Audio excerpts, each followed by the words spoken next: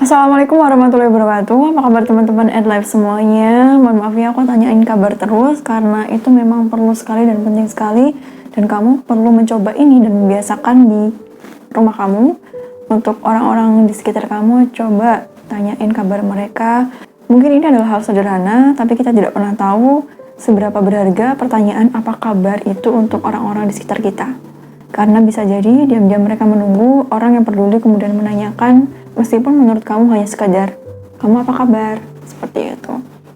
Alhamdulillahirrahmanirrahim. Pertama kita ucapkan syukur kepada Allah Subhanahu Wa Taala karena atas izin Allah video ini bisa ke-post dan juga teman-teman bisa nonton video ini. Semoga bisa memberikan keberkahan untuk semuanya ya. Amin.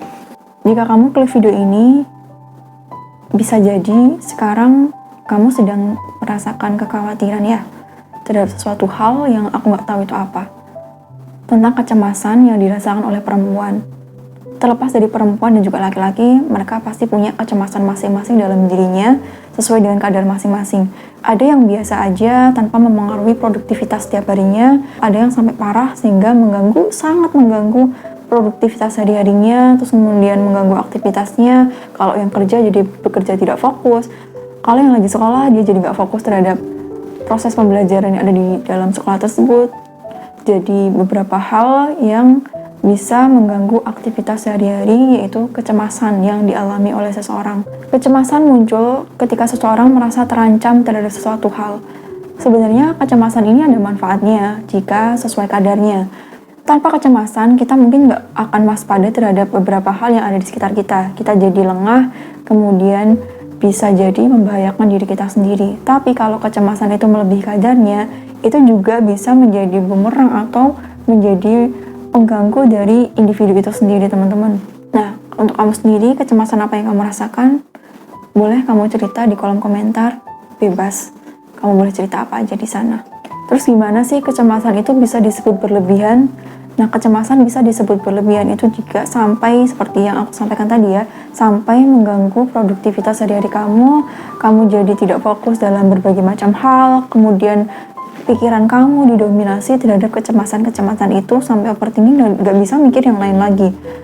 Sampai ke tahapan dimana seseorang itu melakukan ritual tertentu biar kecemasan itu hilang. Sampai orang melakukan ritual itu berarti kan itu sangat mengganggu sekali. Dan benar-benar sampai kita ingin berteriak. Kamu pernah mengalami hal tersebut? Saking terlalu ramainya, terlalu riuhnya semua apa yang ada di kepala kamu sampai pengen bilang, tolong berhenti, bisa nggak sih berhenti sebentar? Sampai suara kamu pun terkalahkan sama apa yang ada di kepala kamu.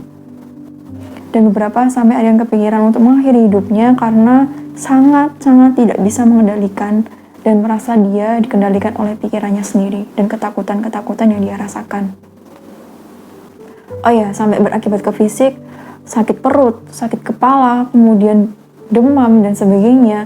Itu berarti sudah pada tahapan yang harus kamu segera atasi. Bahkan tidak perlu menunggu sampai kecemasan ini akut kemudian baru diatasi, tapi ketika ini muncul tanda sedikit aja, biasanya kamu bisa merasakannya, langsung segera diatasi dengan berbagai macam cara. Kamu bisa berkomunikasi dengan diri kamu. Kecemasan itu kan berarti belum tentu terjadi.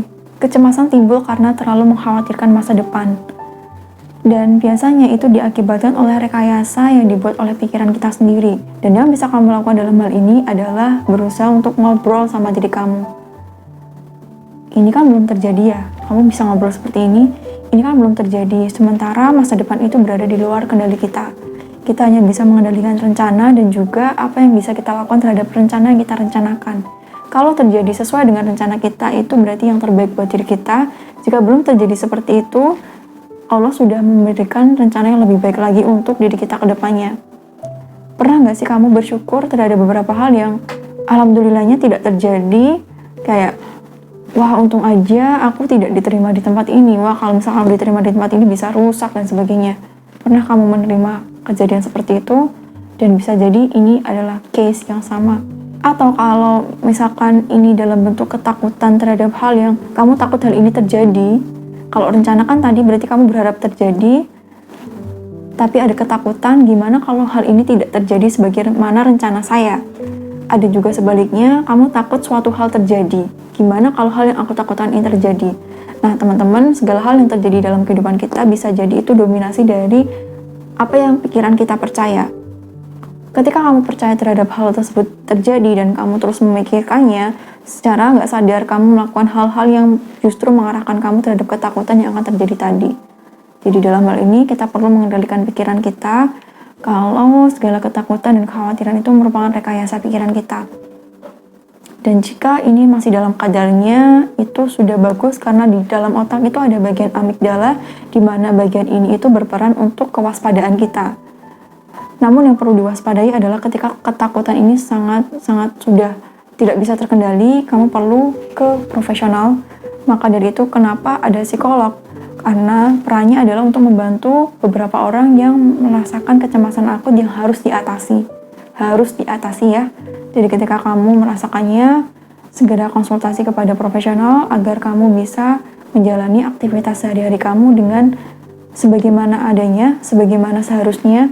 Karena ketika hari-hari kita terganggu dengan kecemasan yang berlebihan, itu bisa mengganggu kehidupan kita. Dan kalau misalkan rasa kecemasan ini sudah melampaui batas dan kamu kesulitan untuk mengendalikannya, sangat disarankan untuk datang ke profesional, psikolog, untuk memberikan solusi terbaik untuk diri kamu. Karena nanti akan ditanya beberapa hal, apa yang bisa kamu lakukan, karena tentu masalah pribadi-pribadi orang itu beda-beda.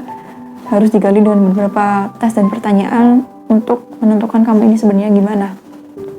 Dan mungkin nanti kamu bisa diterapi agar bagaimana cara kamu melihat diri kamu sendiri itu menjadi lebih baik lagi, karena semuanya juga berawal dari yang namanya persepsi diri. Jadi seperti itu teman-teman, semoga video ini membantu. Dan untuk perempuan-perempuan yang sekarang sedang merasakan kecemasan terhadap berbagai macam hal, dan untuk laki-laki juga, semoga bisa segera teratasi dengan baik. Jadi seperti itu teman-teman, sampai jumpa di next video, dan mohon maaf apabila ada kata-kata yang mungkin kurang berkenan. Dan jika kamu punya pertanyaan, silakan komen di kolom komentar, bebas. Begitu ya. Sampai jumpa di next video bersama aku Devi Puspita. Wassalamualaikum warahmatullahi wabarakatuh.